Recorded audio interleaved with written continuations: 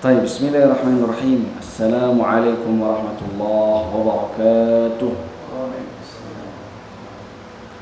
الحمد لله رب العالمين، والصلاة والسلام على أشرف الأنبياء والمرسلين، حبيبنا وشفيعنا وقرة أعيننا ومولانا محمد صلى الله عليه وسلم وعلى آله وصحبه أجمعين.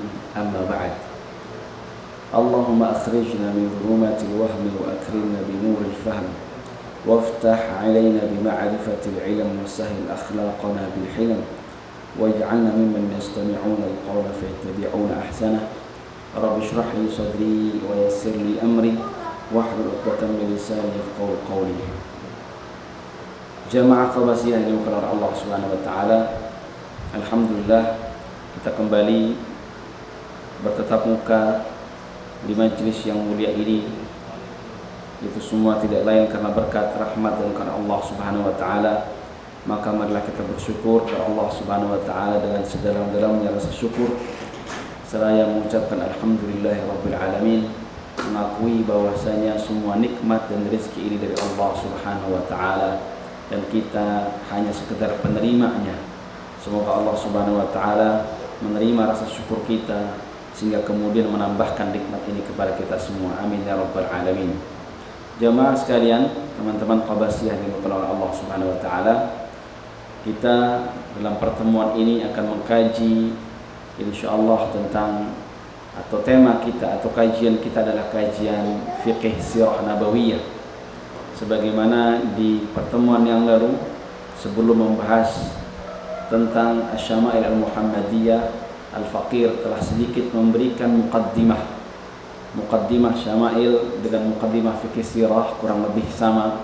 Intinya dalam kajian fikih sirah ini kita berupaya untuk mengenal sosok Nabi kita, Nabi Muhammad SAW, yang tidak lain adalah teladan kita, yang Allah Subhanahu wa taala perintahkan kita semua untuk meneladani beliau, untuk mengikuti beliau dan untuk mencintai beliau. Maka posisi Syama'il Al-Muhammadiyah dan juga fiqh sirah ini sangat penting agar kita lebih mengenal dekat dengan Nabi Muhammad SAW. Dulu kita sudah pernah mulai beberapa bab fiqh sirah, tapi itu dulu sebelum pandemi.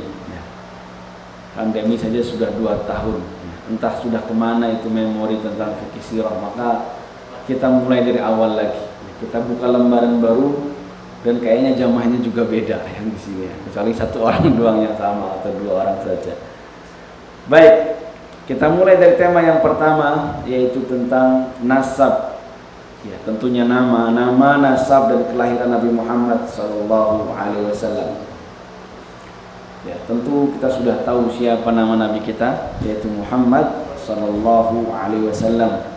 Muhammad yang berarti orang yang senantiasa dipuji, orang yang terpuji. Ya. Kalau saya mendengar penjelasan tentang makna Muhammad, ya, dari Al-Imam Asy-Syaikh Sya'rawi rahimahullah taala, dalam bahasa Arab ada Mahmud, ada Hamid. Mahmud itu artinya orang yang dipuji. Nah, Hamid itu artinya orang yang memuji. Nah, Muhammad ini adalah sifah mubalaghah daripada Mahmud. Mahmud itu orang yang dipuji, tapi konotasinya tidak banyak. Mahmud dipuji, selesai. Tapi kalau Muhammad adalah sifah mubalaghah daripada Mahmud, artinya yang banyak dipuji, yang terus dipuji. Sementara di sisi lain Nabi kita Muhammad SAW juga dinamai Ahmad dalam Al-Quran. Min ba'di ismuhu Ahmad. Dikatakan dalam Al-Quran bahwasanya Nabi Isa alaihi wa ala nabiyina salatu wassalam memberikan busyra, kabar gembira kepada umatnya akan datangnya Nabi akhir zaman, min ba'di, setelah diriku, ismuhu Ahmad, namanya Ahmad. Nah, kalau Ahmad ini adalah sifah mubalaghah daripada hamid. Apa tadi artinya hamid? Orang yang memuji. Hamid, orang yang memuji. Tapi konotasinya tidak banyak hamid. Tapi kalau Ahmad, orang yang terus memuji, selalu memuji, banyak memuji. Memuji siapa? Memuji Allah Subhanahu wa taala. Mensucikan Allah Subhanahu wa taala. Jadi antara nama Ahmad dengan Muhammad memang secara makna dekat. Karena Nabi Muhammad SAW secara realita adalah manusia yang paling banyak dipuji. Dan secara realita Nabi Muhammad SAW adalah manusia yang paling banyak memuji Allah Subhanahu wa taala. Itulah nama Muhammad. Nama Muhammad ini ketika dilahirkan atau ketika Nabi Muhammad SAW dinamai dengan Muhammad, tidak banyak orang Arab yang bernama Muhammad. Gak banyak, jarang. Maka ditanya kakeknya ketika itu, Abdul Muttalib, kenapa engkau menamai cucumu dengan nama Muhammad? Nama itu jarang dipakai oleh orang Arab sebagai nama. Apa kata Abdul Muttalib? Saya berharap cucu saya ini akan menjadi orang yang banyak dipuji oleh manusia setelahnya. Muhammad, dikatakan ada 3 orang yang bernama Muhammad. Itu pun memiliki cerita yang sama. Jadi Abdul Muttalib, kemudian 2 kawannya, ketika itu kalau tidak salah berangkat ke Syam, kemudian di Syam mendengarkan kabar bahwasanya akan ada nabi akhir zaman. Akan ada manusia nabi akhir zaman yang selalu dipuji, yang namanya akan harum, memiliki wibawa, kemuliaan yang begitu besar. Ketika ditanya namanya siapa nabi itu, namanya Muhammad. Nah, maka 3 orang tadi, ya, ketika anaknya atau cucunya lahir, masing-masing yang lahir itu dinamai Muhammad, termasuk Abdul Muttalib menamai cucunya Muhammad. Tapi ternyata Allah Subhanahu wa taala menjadikan risalah ini diturunkan kepada putra Abdullah, putra Abdul Muttalib. Kemudian kunyahnya ada Abul Qasim. Jadi kalau ada istilah abu-abu, di Indonesia juga banyak nih sekarang orang pakai nama istilah abu gitu ya. Abu siapalah gitu, banyak ya. Seorang Depok banyak yang pakai itu ya. Jadi mengikuti budaya Arab, bagus-bagus saja. Itu namanya kunyah. Nah, istilahnya kunyah. Jadi ini salah satu budaya orang Arab memanggil seseorang itu dengan nama anaknya. Nah, nama anaknya laki-laki yang pertama, anaknya laki-laki yang pertama Iqbal, maka dipanggil Abu Iqbal. Nah, tapi biasanya memang itu diambil dari nama laki-laki yang paling tua. Nah, anak laki-laki yang paling tuanya siapa? Nah, misalkan anak pertamanya perempuan Maryam, anak keduanya Mahmud, berarti nanti dia akan dipanggil Abu Mahmud, bukan Abu Maryam. Kecuali ternyata ketika anak kedua perempuan lagi, anak ketiga perempuan lagi, anak keempat perempuan lagi, sampai mentok perempuan semua, nah barulah dipanggil dia Abu Maryam. Selama nungguin laki-laki itu dia dipanggil dengan itu. Anaknya kadang-kadang belum ada tapi sudah ada namanya. Itu orang Arab tuh. Anak-anak sekecil 10 tahun, 12 tahun ya. Bahkan dulu murid-murid saya di Damaskus itu kelas 5 SD. Nah, mereka bilang apa? Nadini Abu Ahmad. Panggil saya Abu Ahmad katanya. Ya Allah, kelas 5 SD sudah Kelas 5 SD sudah berpikir nanti kalau punya anak namanya Ahmad. Dia pengen dipanggil Abu Ahmad. Dan itu orang Arab biasa seperti itu. Bahkan Rasulullah SAW pernah memanggil adiknya Anas bin Malik. Anas bin Malik ketika ketemu dengan Rasulullah SAW pertama kali, kira-kira umurnya 10 tahun atau mungkin lebih muda daripada itu. Apalagi adiknya berarti lebih muda lagi. Rasulullah manggil adiknya Anas itu ya Aba Umair. Ya Aba Umair. Abu Umair dipanggilnya. Ya Aba Umair ma fa'ala Nughair. Jadi Rasulullah SAW memanggil adiknya Anas, saya lupa nama aslinya siapa, dengan sebutan ya Aba Umair. Maka di situ juga diambil kesimpulan hukum boleh memberikan kunyah kepada anak kecil atau siapa saja yang belum menikah atau belum punya anak. Maka di sini juga boleh nih yang masih muda-muda ini sudah bercita-cita nama anaknya siapa nanti, ya boleh kalau mau dipanggil abu-abu sekarang. Meskipun masih kecil, masih muda, masih ada ini 17 tahun ya, yang megang kamera juga kayaknya masih 19 tahun ya, 19 tahun, 20 tahun yang lalu kayaknya. Nah, jadi itu kunyah istilahnya ya. Rasulullah SAW karena anak laki-lakinya yang pertama namanya Al-Qasim, maka disebut Abul Qasim. Baik, nama Nabi Muhammad SAW banyak ya. Ada Al-Mustafa, ada Al-Murtada, panggilannya banyak, gelarnya ya. Orang Arab mengatakan kalau sesuatu itu semakin banyak namanya, itu berarti menandakan semakin mulia dia. Sesuatu itu kalau mulia, kalau tinggi kehormatannya, maka panggilannya akan banyak. Maka Nabi Muhammad SAW termasuk orang yang memiliki banyak panggilan. Nasabnya Nabi Muhammad SAW ini adalah nasab yang disepakati oleh para ulama. Muhammad bin Abdullah bin Abdul Muttalib.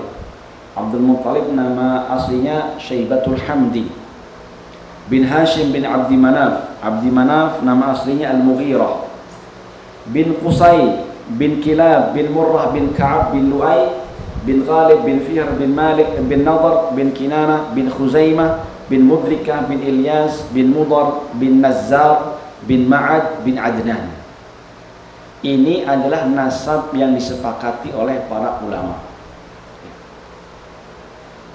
Adnan ke atas, nasab Adnan ke atas, bin-binnya itu Adnan bin siapa, bin siapa, bin siapa lagi, itu menjadi perdebatan. Menjadi perdebatan. Bahkan saya mendengar guru kami Syekh Muhammad Sa'id Ramadhan Al-Muti mengatakan kadzaba an-nasabun, telah berbohong, telah berdusta orang yang menyambungkan nasab Adnan sampai Ismail. Artinya apa? Riwayat-riwayatnya tidak bisa dijadikan sandaran. Karena ketika kita cari ada beberapa macam riwayat. Pertama, status riwayatnya tidak kuat, kemudian dari satu riwayat ke riwayat yang lain itu bertabrakan, beda. Jadi apa? Saling berselisih, kan nggak mungkin nama bapak nama itu beda. Nah, kemudian jumlah generasinya juga nggak sama, jumlah bin-binnya itu nggak sama, gitu ya. Nah, maka di atas Adnan ke sana itu tidak disepakati secara rinci, maksudnya siapanya. Meskipun ulama sepakat bahwasanya Adnan ini adalah turunan Ismail. Bahwasanya Nabi Muhammad SAW itu nasabnya sampai kepada Nabi Ismail bin Ibrahim alaihima wa ala nabiyina salatu wassalam. Itu kesepakatan ulama, tentu melalui dalil-dalil dari Rasulullah SAW itu sendiri. Salah satunya adalah Rawah Muslim. Imam Muslim meriwayatkan dan yang lainnya dari Rasulullah SAW bahwa Rasulullah SAW bersabda, Inna Allah astafa kinanatan min wurdi Ismail atau min waladi Ismail. Sesungguhnya Allah Subhanahu Wa Taala telah memilih Kinanah dari keturunan Ismail. Wastafa Quraisyan min Kinanah, dan memilih Quraisy dari Kinanah. Wastafa Hashiman min Quraisy, dan memilih Hashim dari Quraisy. Wastafani min Bani Hashim, dan Allah Subhanahu wa taala memilihku dari seluruh keturunan Bani Hashim. Nah, ini hadis riwayat Muslim dan juga riwayat Imam Tirmidzi. Wal lafdhu li Tirmidzi, dan redaksinya dari Al-Imam At-Tirmidzi. Nah, dari hadis ini bisa disimpulkan secara jelas bahwasanya Nabi Muhammad SAW itu turunan Nabi Ismail, turunan Nabi Ibrahim. Nabi Ismail bin Nabi Ibrahim alaihima wa ala nabiyina assalatu wassalam. Nah, baik. Lahirnya Rasulullah SAW dilahirkan di tahun gajah, bertepatan dengan 571 Masehi. 571 Masehi, tahun penyerangan Abraha al-Ashram terhadap Ka'bah yang masyhur ceritanya dan diabadikan dalam surat Al-Fil. Di hari Senin, tanggalnya yang paling tepat adalah tanggal 12 Rabiul Awal. Ada perbedaan pendapat, tapi yang paling masyhur dan yang paling dikuatkan adalah 12 Rabiul Awal. Baik. Nah, sampai sini kita cukupkan tentang sirahnya. Sekarang kita ke fikihnya. Jadi kajian kita ini fikih sirah. Jadi tidak hanya bercerita tentang biografi, kisah Nabi Muhammad SAW, tapi kita juga harus mengambil hikmahnya, harus mengambil pelajarannya, ibrahnya dari setiap cerita yang sudah kita sampaikan. Hikmah yang pertama, ya, dan mungkin ini kajian kita yang pertama ya, tentang nasab Rasulullah SAW, yaitu kesucian nasab Rasulullah SAW. Tadi sudah kita bacakan, Innallaha astafa Quraisyan min Kinana. Innallaha astafa Kinanatan min walad Ismail. Allah memilih Kinana daripada keturunan Ismail, dan memilih Quraisy daripada Kinana, memilih Hashim daripada Quraisy, dan memilihku dari seluruh Bani Hashim. Artinya apa? Pilihan-pilihan semuanya. Nasab Nabi Muhammad SAW itu pilihan-pilihan. Nah, sekarang dikuatkan dari hadis Imam Tirmidzi. Suatu ketika Rasulullah SAW bangkit berdiri, naik ke mimbar, kemudian berkata kepada para sahabat, Man ana? Para sahabat kan kaget ya, ditanya Man ana, siapa yang gak kenal Rasulullah? Nah, tapi mereka juga cerdas. Pertanyaan itu mesti gak nanya nama. Ini sebagai muqaddimah bahwasanya Rasulullah SAW ingin menyampaikan sesuatu yang mungkin sebelumnya belum para sahabat ketahui, agar orang-orang sahabat memperhatikan gitu ya. Laftul intibah bahasanya, untuk menarik perhatian para sahabat. Rasulullah memberikan muqaddimah, Man ana. Tapi ini bukan nasyid ya, Man ana, Man ana. Itu nasyid yang suka dipotong, Man ana, Man ana. Tapi lanjutannya banyak yang nggak tahu ya. Kata orang Arab, ini kenapa ya? Kok Man ana ini orang epilepsi ya, Pak?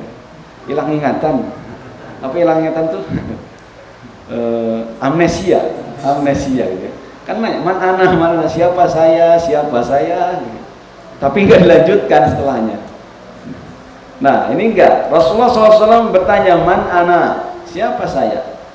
Faqalu anta Rasulullah alaikassalam. Jawabannya jawaban standar ya, jawaban ya natural ya. Ditanya siapa saya? Engkau adalah Rasulullah alaikassalam. Tapi bukan itu yang ingin Rasulullah SAW sampaikan, karena semua tahu Nabi Muhammad Rasulullah, semua sahabat sudah tahu. Rasulullah SAW bersabda, Ana Muhammad ibn Abdullah ibn Abdul Muttalib. Aku adalah Muhammad putra Abdullah putra Abdul Muttalib. Innallaha khalaqal khalqa. Sesungguhnya Allah Subhanahu wa taala telah menciptakan alam semesta. Atau bisa diartikan di sini bangsa manusia. Thumma ja'alahum firqataini faja'alani fi khairihim firqatan. Kemudian Allah menjadikan mereka dua kelompok, dan Allah menempatkanku pada kelompok yang terbaik. Thumma ja'alahum qabail faja'alani fi khairihim qabilatan. Kemudian Allah menjadikan manusia-manusia itu bersuku-suku, berbangsa-bangsa. Faja'alani fi khairihim qabilatan. Dan Allah menempatkanku di sebaik-baiknya qabilah. Thumma ja'alahum buyutan faja'alani fi khairihim baitan. Kemudian Allah dari kabilah itu menjadikan dari kabilah itu apa? Buyutan, rumah-rumah atau keluarga-keluarga. dan Allah menjadikanku di keluarga, di rumah yang terbaik. Wa khairihim nasaba, dan dalam nasab yang terbaik. Jadi disepakati ini, nasab Rasulullah SAW terbaik. Yakin? Yakin? Nasab Rasulullah SAW terbaik. Yakin? Jadi Abdullah terbaik, Abdul Muttalib terbaik, Hashim terbaik, Abdi Manaf terbaik. Oke. Kalau memang terbaik, kenapa masih ada yang mengatakan bahwasanya orang tua Rasulullah SAW di neraka, masuk neraka? Ada nggak yang ngomong gitu? Ada. Itu kenapa kok bisa begitu? Apa artinya menjadi nasab terbaik kok jadi ahli neraka? Itu apa artinya? Masa iya ahli neraka tapi kok terbaik? Itu terbaiknya di mana? Sisi terbaiknya di mana? Kalau ahli neraka itu baik saja tidak, apalagi terbaik. Sementara mungkin generasi Abdullah itu ada yang lebih baik daripada, ada yang lebih baik. Ada yang dikatakan oleh Rasulullah SAW selamat. Ada namanya Zaid bin Amr. Zaid bin Amr ini punya anak namanya Sa'id bin Zaid. Sa'id bin Zaid ini adalah iparnya Umar bin Khattab. Nah, Sa'id bin Zaid itu termasuk 10 sahabat yang dijamin masuk surga. Nah, bapaknya Zaid bin Amr itu ketika masa jahiliyah dia berdakwah dengan ijtihad dia sendiri, mengajak orang-orang untuk meninggalkan berhala. Dia mencari kebenaran, mana sih Tuhan yang benar ini. Tapi dia mati dalam keadaan ya seperti itu. Nah, dalam keadaan mati mencari kebenaran, meninggalkan berhala dan sebagainya, ya. Bertauhidlah, mengikuti ajaran Nabi Ibrahim kalau tidak salah seperti itu. Kata Rasulullah SAW, Zaid bin Amr itu akan dibangkitkan sebagai satu umat sendiri. Satu umat sendiri. Artinya apa? Selamat dia. Kenapa enggak jadi Muhammad bin Zaid aja kalau gitu? Nah, kenapa kok yang dipilih Abdullah? Kalau ternyata Abdullah bin Abdul Muttalib ahli neraka, kenapa enggak ditakdirkan Muhammad bin Zaid atau yang lainnya yang dikatakan selamat oleh Rasulullah SAW? Nah, maka pendapat yang mengatakan ayah kandung Rasulullah SAW, Abdullah, atau ibu Rasulullah SAW, Sayyidah Aminah, itu sebagai ahli neraka, pendapat ini perlu ditinjau ulang. Apakah benar apa tidak? Dalam kesempatan ini Al-Fakir ingin menyampaikan satu sudut pandang yang mengatakan atau sebagai amanah ilmiah yang memiliki wacana atau sudut pandang lain terkait pendapat ini. Apa iya orang tua Rasulullah SAW, Abdullah, kemudian Siti Aminah itu termasuk ahli neraka? Nah, maka kita akan jawab syubhat ini, ya. Saya katakan syubhat terlebih dahulu, nggak apa-apa, ya. Baik. Nah, memang pendapat tadi itu ada dalilnya, ada dasarnya. Dasarnya saya baca di sini. Hadis riwayat Muslim dari Anas bin Malik radhiyallahu anhu. Anna rajulan qala, ya Rasulullah, aina abi? Qala fin nar. Falamma qaffa da'ahu faqala inna abi wa abaka fin nar. Ada seorang datang kepada Rasulullah SAW. Dia bertanya, ya Rasulullah, aina abi? Wahai Rasulullah, di mana ayahku? Di mana bapakku? Nah, orang ini bapaknya meninggal dalam keadaan musyrik, dalam keadaan kafir. Maka dia bertanya kepada Rasulullah, wahai Rasulullah, bapakku ada di mana? Atau bapakku nanti akan ahli surga atau ahli neraka? Kira-kira seperti itu. Rasulullah SAW karena ditanya, Rasulullah menjawab dengan apa adanya, mengatakan finnar, masuk neraka. Falamma qaffa da'ahu. Orang tadi sedih, kemudian pergi. Ketika orang tadi pergi, dipanggil lagi oleh Rasulullah SAW. Faqala, kemudian Rasulullah menyampaikan, inna abi wa abaka finnar. Sesungguhnya abi, ya, saya sebut sini abi, nanti di garis bawahi kata-kata abi wa abaka finnar. Bapakku dan bapakmu sama-sama di neraka. Kenapa Rasulullah menyampaikan ini? Ya, untuk menghibur orang tadi. Karena seorang yang tertimpa musibah itu biasanya ya, akan terhibur ketika dia merasa tidak sendirian. Benar nggak begitu? Ya. Orang ketinggalan kereta, sedih. Ya, ternyata ada temannya, satu dua, oh sama ada temannya. Agak terhibur sedikit. Atau kena musibah apa, ketika nggak sendirian itu lebih ringan, meringankan. Maka Rasulullah SAW ingin menyampaikan itu. Baik, sampai di sini dulu. Hadis yang kedua terkait ibu Rasulullah SAW, Muslim, hadis Muslim juga, hadisnya sahih. Yang tadi juga hadisnya sahih. Dari Abu Hurairah radhiyallahu anhu qala Rasulullah sallallahu alaihi wasallam, Rasulullah SAW bersabda, ista'dzantu rabbi an astaghfira li ummi falam ya'dzan li. Aku meminta izin kepada Tuhanku untuk beristighfar untuk ibuku, falam ya'dzan li. Tuhanku Allah Subhanahu wa taala enggak mengizinkanku untuk beristighfar untuk ibuku. Wasta'dzantuhu an azura qabraha fa adzina li. Tapi aku meminta izin untuk menziarahi kuburnya, aku diizinkan. Nah, tadi pengen mendoakan ibunya enggak diizinkan. Tapi kalau untuk menziarahi apa? Diizinkan. Nah, entah bagaimana hadis ini dijadikan dalil atau diambil kesimpulan darinya, mereka mengatakan ibu Rasulullah SAW ahli neraka. Nah, tapi padahal lihat saja hadisnya, ada nggak kata-kata ibu Rasulullah di neraka di sini? Nah, tidak ada. Nanti kita lihat, kita bahas lebih detail lagi. Baik, untuk menjawab syubhat ini, Al-Fakir ingin pertama membahas dari beberapa aspek dulu ya. Dari beberapa aspek, pertama dari aspek adab. Dari aspek adab terlebih dahulu. Rasulullah SAW melarang berbicara tentang Abu Jahal saat Ikrimah bin Abu Jahal masih ada. Ini terkait aspek ya.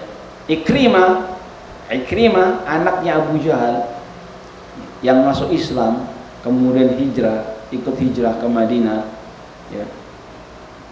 Padahal Ikrimah ini sebelumnya musuh, panglima perangnya mereka, orang-orang musyrikin Quraisy. Anaknya Abu Jahal, kemudian masuk Islam, diterima Islamnya baik, kemudian datang ke Madinah. Atau datang menemui Rasulullah SAW. Rasulullah SAW bersabda kepada para sahabatnya, ya'tikum Ikrimah ibnu Abi Jahalin mu'minan muhajirah. Akan datang kepada kalian Ikrimah putra Abu Jahal, mu'minan muhajirah, sebagai mukmin dan sebagai muhajir, orang yang hijrah. Fala tasubbu abahu, jangan kalian caci, jangan kalian jelek-jelekkan bapaknya. Siapa bapaknya? Abu Jahal. Fa inna sabbal mayyiti yu'dzil hayy. Sesungguhnya menjelek-jelekkan orang mayit yang sudah mati, yu'dzi al-hayy, akan menyakiti orang yang masih hidup. Wala yablughu al-mayyit, cacian tadi enggak akan sampai kepada si mayit yang sudah mati. Kalian nyaci maki Abu Jahal enggak dengar. Enggak ada di situ, sudah mati. Sudah dikubur, sudah masuk alam barzakh. Yang dengar siapa? Ahli warisnya, anak-anaknya. Yang sakit hati, anak-anaknya. Kalau kita berkaca dari hadis ini, Rasulullah saja melarang para sahabatnya untuk menjelek-jelekkan Abu Jahal di depan atau ketika anaknya masih ada. Karena apa? Akan menyakiti hati Ikrimah. Itu adab yang Rasulullah ajarkan kepada sahabatnya kepada anak musuhnya. Sekarang orang-orang berbicara di majelis, mereka itu kayaknya entah gimana ya, bertanya gitu, nanya sebenarnya apa untungnya bagi mereka juga ketika mereka tahu atau mereka bisa membuktikan bahwasanya orang ayah atau ibu Rasulullah ahli neraka. Apa untungnya? Dan di majelis itu saya ya di YouTube atau di tempat lain itu seakan-akan menyampaikan ini itu kayak sebuah kebanggaan gitu. Mengatakan orang tua Rasulullah SAW di neraka. Nauzubillah. Bagaimana nanti mereka akan menghadap Rasulullah SAW? Sementara kata Rasulullah, tu'radu a'mal ummati alayya. Kata Rasulullah SAW, amal-amal umatku itu ditampakkan kepadaku. Aku tahu amal-amal umatku. Allah Subhanahu Wa Taala menampakkan amal-amal umatnya kepada Rasulullah SAW. Ditampakkan fulan mengumbar di majlis-majlis bahwasanya ayah Rasulullah SAW, ibu Rasulullah SAW masuk neraka. Gimana perasaan Rasulullah? Kira-kira gimana? Ini dari aspek adab. Yang kedua, kita masuk ke dalil. Dalil bahwasanya orang tua Nabi adalah ahli fatrah. Dalil ini sangat kuat. Dalil ini sangat kuat. Tidak bisa terbantahkan karena ini Al-Qur'an dalam surah Al-Isra ayat 15. Ya. Kalau seandainya ada dalil yang berbenturan antara satu dalil dengan dalil lain, berbenturan ketika tidak bisa dikompromi, ini harus dibenturkan, harus ada satu yang dikalahkan. Maka mana yang dikalahkan? Yang dikalahkan adalah yang lebih lemah. Tadi dalilnya hadisnya Sahih Muslim. Tapi kalau dibandingkan dengan Al-Quran, mana yang lebih kuat? Al-Quran. Secara tegas Allah Subhanahu Wa Taala mengatakan, wa ma kunna mu'adzibina hatta nab'atha rasula. Kata Allah Subhanahu Wa Taala, kami tidak akan mengazab siapapun hatta nab'atha rasula, sampai kami kirim kepada mereka seorang utusan rasul yang memberi peringatan, al-bashir, an-nadhir, yang memberikan kabar gembira, yang mengajarkan kepada mereka tauhid, yang mengajarkan kepada mereka adab, akhlak dan sebagainya. Nah, pertanyaannya, posisi bapaknya Rasulullah Abdullah dan ibunya Siti Aminah ada di mana? Apakah mereka termasuk orang yang terkena dakwah kenabian? Sementara Rasulullah itu belum lahir. Ketika Abdullah meninggal, masih 2 bulan di perutnya. Siti Aminah meninggal ketika Rasulullah SAW 6 tahun. Rasulullah jadi Nabi umur berapa? Umur 40 tahun. Abdullah dan Aminah tidak mendapatkan dakwah Nabi Muhammad SAW. Dan juga tidak mendapatkan dakwah dari Nabi sebelumnya, Ismail, terlalu jauh. Maka ini termasuk ahlul fatrah. Ahlul fatrah. Ahlul fatrah itu artinya kekosongan, masa kekosongan. Ya. Jadi di situ ada gap kekosongan kenabian, risalah di situ. Jangankan Allah Subhanahu Wa Taala yang maha penyayang, yang maha bijaksana, kita saja manusia biasa ini, sebagai guru kah atau sebagai orang tua kah, ada anak atau murid melakukan kesalahan, tapi kita nggak pernah ngasih tahu, belum pernah ngasih tahu kalau itu salah. Apa kita langsung cambuk, hukum dia, atau pukul dia, atau jewer dia? Kira-kira gimana? Nggak mungkin kan? Anak 1 SD masuk sekolah hari pertama, itu kan terlambat, apa langsung disetrap sama gurunya? Kan nggak mungkin, karena bisa jadi anak itu belum tahu masuk waktunya kapan, orang tuanya jam berapa, apa ini dianggap terlambat, apakah terlambat itu sebuah kesalahan apa enggak, anak enggak ngerti. Perlu dikasih tahu dulu, nah datang jangan lebih dari jam 7.15 atau 7.30. Kalau di atas 7.30 itu namanya terlambat. Kalau terlambat itu melanggar disiplin, nanti kalau melanggar disiplin ada konsekuensinya. Nah, ada kasih tahu dulu. Nah, maka orang-orang ahlul fatrah ini kan tidak mendapatkan dakwah.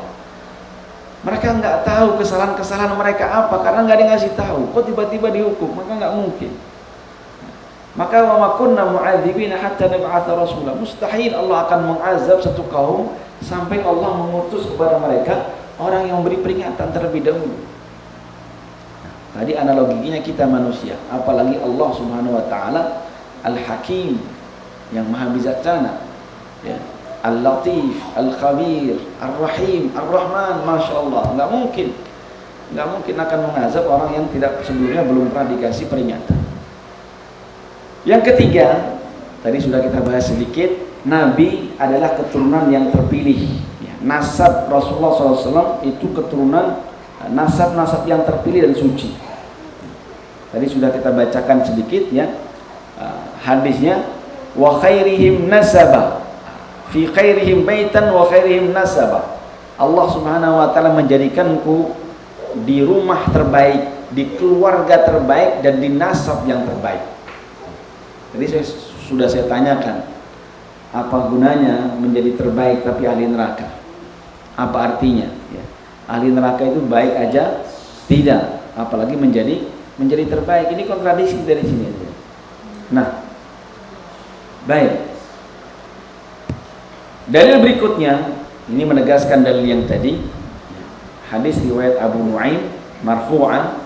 Marfu', ini para ulama mengatakan hadis ini marfu'. Marfu' artinya nyampai kepada Rasulullah SAW. Apa kata Rasulullah? Lam yaltaqi abawaya fi sifah. Kedua orang tuaku, nasabnya maksudnya, tidak pernah bertemu dalam sifah. Sifah itu perzinahan. Artinya Rasulullah SAW lahir daripada hasil pernikahan yang sah. Lam yazalillahu yanquluni min aslabin tayyibah ila arhamin tahirah. Allah Subhanahu wa taala dari dulu memindah-mindahkanku dari tulang sulbi, tulang sumsum yang suci, yang baik, thayyibah. Maksudnya intisari air mani itu kan di sini, di tulang apa? Tulang sumsum di sini, ya, tulang sulbi. Maksudnya dari mulai Nabi Adam terus ke nabi, orang-orang terbaik sampai Nabi Ibrahim, Nabi Ismail, terus sampai Kinana, sampai Quraisy, Hashim, Abdul Muttalib sampai ke Abdullah, itu aslabun thayyibah. Itu adalah punggung-punggung, tulang-tulang sulbi yang thayyib. Apa yang thayyib? Yang baik. Ila arhamin tahirah, ke rahim-rahim yang suci. Yang melahirkan Nabi siapa? Siti Aminah, rahim Siti Aminah. Berarti rahim Siti Aminah rahim yang suci. Coba, rahim suci kok bisa masuk neraka itu gimana? Safian muhadzaba, bersih, muhadzaba, rapi dan sebagainya. La tatasya'abu sya'batan illa kuntu fi khairihima. Tidaklah mereka bercabang dua cabang kecuali aku berada di yang terbaik. Artinya seperti tadi kan, selalu ada kabilah di bawahnya ada keluarga, nanti lahir lagi generasi. Selalu Rasulullah SAW itu turun di nasab yang terbaik, di turunan-turunan yang terbaik. Nah, surat Asy-Syu'ara ayat 219, di situ ada ungkapan wa taqallubuka fis sajidin. Wa taqallubaka fis sajidin. Apa tafsirannya? Salah satu tafsirannya dari Ibnu Abbas. Dari Ibnu Abbas mengatakan arada, maksudnya taqallubaka fi aslabil anbiya min nabiyyin ila nabi hatta akhrajaka fi hadhil ummah. Artinya ruh nabi atau apa namanya, intisari nabi yang akan menjadi nabi, ya, itu berpindah-pindah fi aslabil anbiya, di tulang-tulang sulbi para nabi, min nabiyyin ila nabi, dari satu nabi ke nabi yang lain, hatta akhrajaka fi hadhil ummah, sampai Allah Subhanahu wa taala mengeluarkan engkau kepada umat ini. Jadi ini menguatkan bahwasanya nasab Rasulullah SAW nasab terbaik, nasab suci. Dan silahkan pikirkan sendiri, apa iya kira-kira nasab terbaik, nasab suci kok, ya, jadi ahli neraka. Baik, berikutnya. Nah, kemudian kita akan membahas tadi. Nah, terus bagaimana kita memahami hadis tadi? Kan jelas-jelas Rasulullah SAW mengatakan, Inna abi wa abaka finnar. Bapakku dan bapakmu di neraka.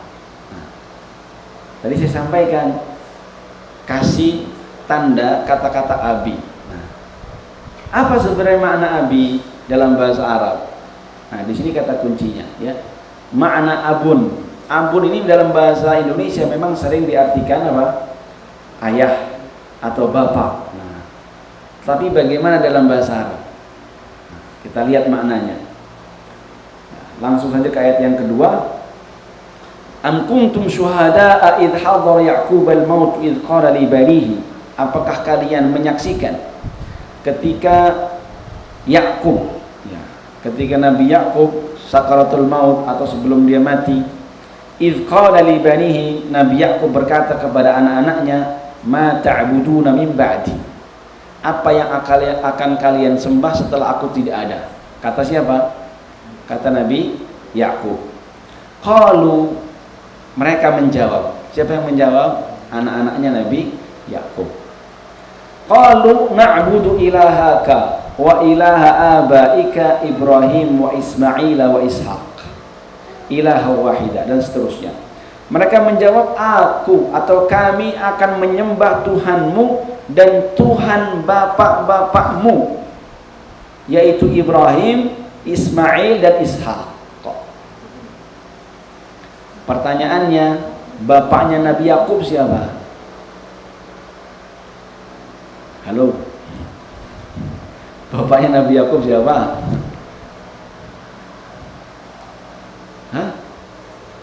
Nabi Ishaq. Jadi Nabi Ibrahim siapanya? Siapanya Ya'qub? Kakeknya. Kalau Nabi Ismail, siapanya Nabi Ya'qub? Nabi Ismail siapanya Nabi Ishaq? Waduh. Kok ini roaming di sini ya? Nabi Ibrahim punya anak Nabi Ismail, terus Nabi Ishaq. Nabi Ismail, Nabi Ishaq kakak adik, tapi beda ibu. Nabi Ishaq punya anak Nabi Ya'qub. Jelas.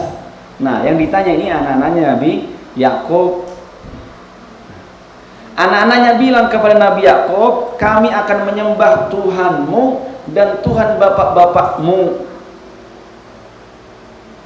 Padahal yang bapaknya Nabi Ya'qub di sini siapa? Ishak doang. Tapi ternyata disebut Nabi Ibrahim dan Nabi Ismail. Padahal statusnya Nabi Ibrahim itu kakek dan Ismail itu paman. Maka kata orang Arab, kata para ulama ahli lughah mengatakan, kata-kata abun itu bisa berarti paman, bisa berarti kakek, tidak mesti berarti ayah kandung. Jadi kata-kata abun itu ya tidak harus diartikan ayah kandung. Dia bisa berarti paman, bisa berarti kakek. Maka ketika Nabi Muhammad SAW mengatakan inna abaka wa abi finnar, itu sangat mungkin atau kemungkinan besar yang dimaksud Rasulullah bukan bapak kandungnya. Ada nggak paman Nabi yang sudah pasti masuk neraka? Siapa? Abu Lahab, jelas. Paman Nabi. Jadi kata-kata abi tadi itu bisa jadi Rasulullah memaksudkan adalah bukan Abdul Muttalib, karena menggunakan kata-kata abi. Kecuali kalau Rasulullah SAW menggunakan kata-kata walidi. Kalau walidi itu sudah kandung. Walidi. Karena walidi asal kata dari walada yalidu, melahirkan. Nanti melahirkan kan kandung, ya kan? Nah, meskipun bapak nggak melahirkan. Nah, Kata siapa? Bapak itu melahirkan, cuma melahirkannya enak. Ya. Cuma yang melahirkan sulit itu ibu-ibu. Nah, kalau bapak melahirkannya dalam kondisi enak. Nah, yang sudah nikah pasti senyum-senyum. Nah, kalau ibu melahirkannya sulit. Jadi bapak juga melahirkan, tapi bedanya kalau bapak melahirkannya enak, kalau ibu melahirkannya susah payah. Nah, begitu. Nah, maka Rasulullah SAW mengatakan apa? Inna abaka wa abi. Maka kemungkinan itu apa? Bukan ayah kandung Rasulullah yang beliau maksud. Karena memang sejak awal Rasulullah menyampaikan itu tujuannya untuk apa? Untuk menghibur orang tadi. Gak apa-apa, jangan sedih. Sama ya. Bapak saya juga di neraka. Yang dimaksud adalah pamannya, yaitu Abu Lahab yang sudah pasti. Atau Abu Thalib ya. Meskipun ada juga pendapat yang mengatakan Abu Thalib selamat ya. Karena dia beriman tapi tidak menampakkan keimanannya kepada orang-orang lain. Ada yang mengatakan seperti itu, wallahu a'lam. Nah ini pun sama. Kita balik ke ayat yang di atas. Ini cerita tentang apa? Tentang Nabi Ibrahim.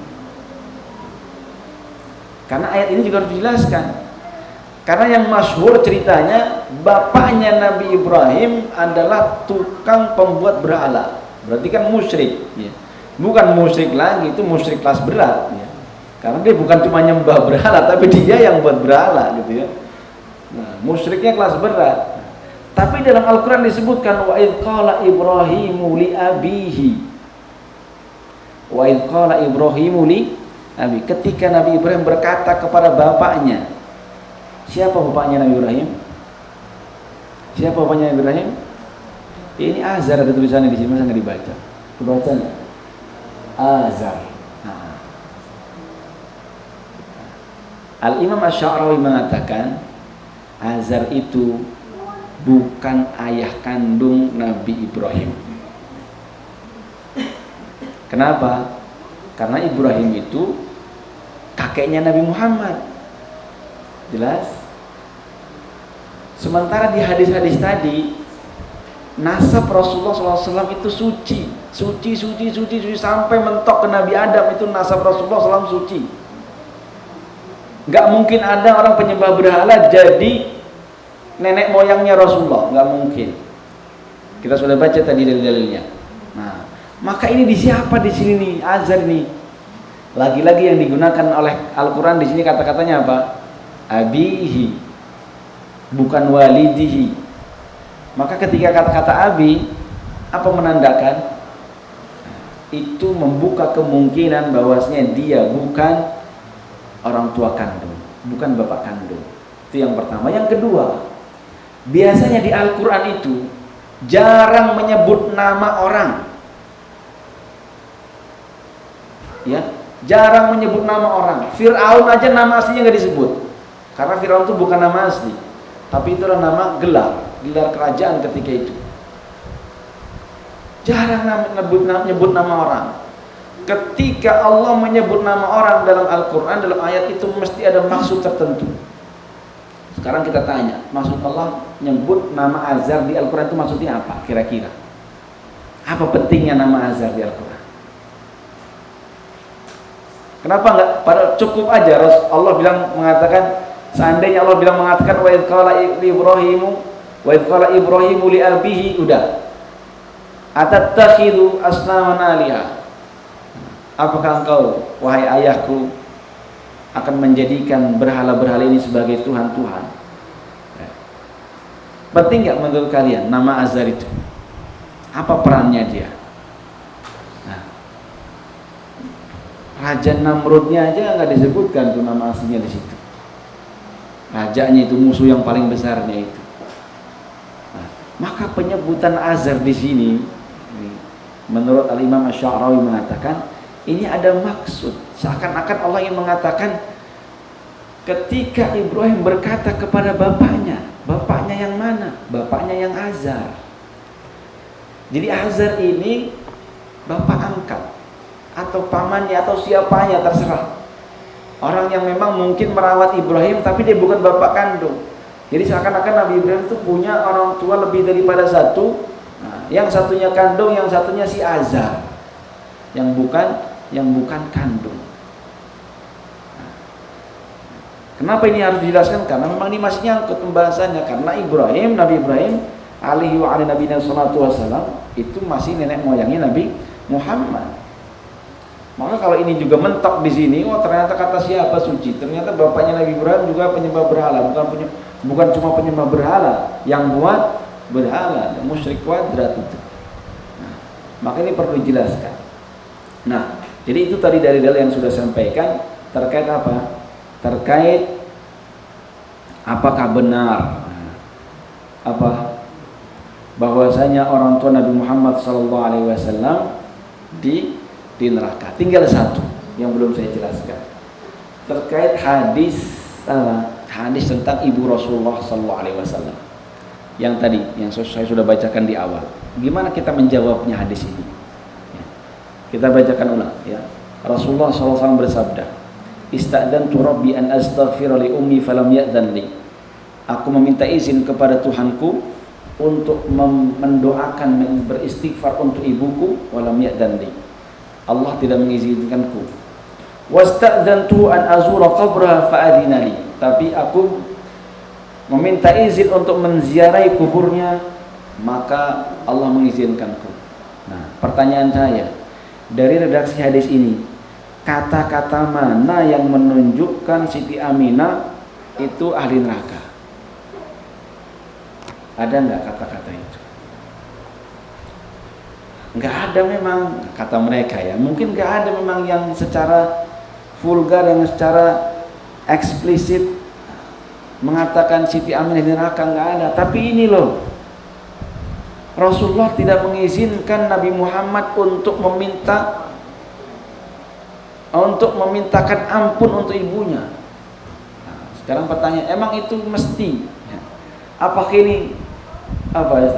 ini harus mesti menunjukkan bahwa saya ibu Rasulullah SAW di neraka? Banyak kemungkinan enggak? Banyak penafsiran enggak? Seharusnya. Nah, banyak penafsiran di sini. Bahkan bisa jadi, kenapa Allah Subhanahu Wa Taala tidak mengizinkan Rasulullah SAW meminta ampun untuk ibunya? Bahkan bisa sebaliknya, bisa jadi karena ibunya ahlul fatrah. Ahlul fatrah itu diampuni, bersih, tidak ada dosa, selamat. Untuk apa dimintakan ampun? Kan bisa begitu logikanya. Itu satu. Yang kedua, anehnya, ini sebenarnya kalau kita cermati, yang baris kedua atau potongan kedua itu akan menjawab pendapat mereka yang mengatakan ibunya Rasulullah SAW di neraka. Rasulullah minta izin untuk menziarahi, kemudian diizinkan. Kalau seandainya ibu Rasulullah SAW itu diazab, ya, mungkin nggak Rasulullah SAW menziarahinya?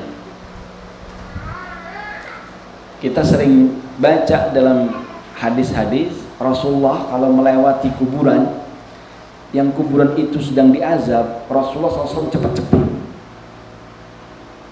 Karena Rasulullah SAW diberikan kelebihan dalam hal ini. Ya, sering diperlihatkan bagaimana keadaan ahli kubur. Rasulullah akan pergi cepat-cepat. Karena apa? Nggak enak ngelihat orang diazab itu. Benar nggak? Apa nikmatnya ngelihat orang diazab? Rasulullah aja nggak tega ngelihat orang lain diazab sehingga cepat-cepat pergi. Suatu ketika Rasulullah SAW melewat kuburan, cepat-cepat. Kenapa ya Rasul cepat-cepat? Ahli kuburnya diazab, nggak tega ngelihat. Terus kalau ternyata ibunya itu ahli neraka terus diazab di dalam kubur, apa iya Rasulullah akan tega ngelihat ibunya disiksa di dalam kubur? Gimana kira-kira? Tega nggak? Rasulullah ngelihat orang lain di kubur disiksa aja nggak tega, apalagi melihat ibunya di kubur? Nggak mungkin. Maka mustahil Rasulullah SAW akan berani menziarahi makam ibunya, kuburan ibunya. Itu nggak mungkin. Rasulullah itu nggak mungkin, nggak akan tega. Maka justru hadis ini menurut saya itu bisa justru bisa jadi menegaskan bahwasanya ibu Rasulullah SAW itu selamat. Buktinya Rasulullah SAW menziarahi. Untuk apa menziarahi? Untuk apa menziarahi? Apa hikmah ziarah kubur? Selain kita ingat mati, ya, mendoakan ahli kubur. Yang kedua, ahli kubur itu ketika didatangi oleh orang yang mereka kenal di dunia, mereka akan senang, mereka akan bahagia. Silakan baca di kitab Ar-Ruh karangan Al-Imam Ibnu Qayyim Al-Jauziyah. Di situ menarik tentang keadaan-keadaan ahli kubur yang sudah mati. Mereka akan senang ketika datang kerabat, saudara, teman yang dulu mereka kenal selagi mereka masih hidup kemudian diziarahi. Meskipun kita nggak tahu bagaimana senangnya mereka, tapi mereka senang. Mereka tahu siapa yang mengunjungi, bahkan mereka menjawab salam ketika ada yang mengucapkan salam kepada mereka. Wallahu a'lam, itu mungkin yang bisa kita ambil hikmahnya daripada kajian ini, ya. Saya kira tidak perlu lama-lama, ya. Yang penting ada sesuatu yang bisa kita ambil hikmahnya, kita ambil pelajarannya dan kita terapkan dalam kehidupan kita sehari-hari. Wallahu a'lam bishawab. Kita cukupkan, ya, sampai di sini. Ada sesi pertanyaan enggak? Boleh. Di sini langsung. Atau dimatikan dulu enggak ya? Oke, silakan kalau ada pertanyaan, ya, dari teman-teman. Wah, enggak ada. Udah paham semuanya. Ya. Oke. Kalau nggak ada, karena memang sudah malam juga sih. Jelas.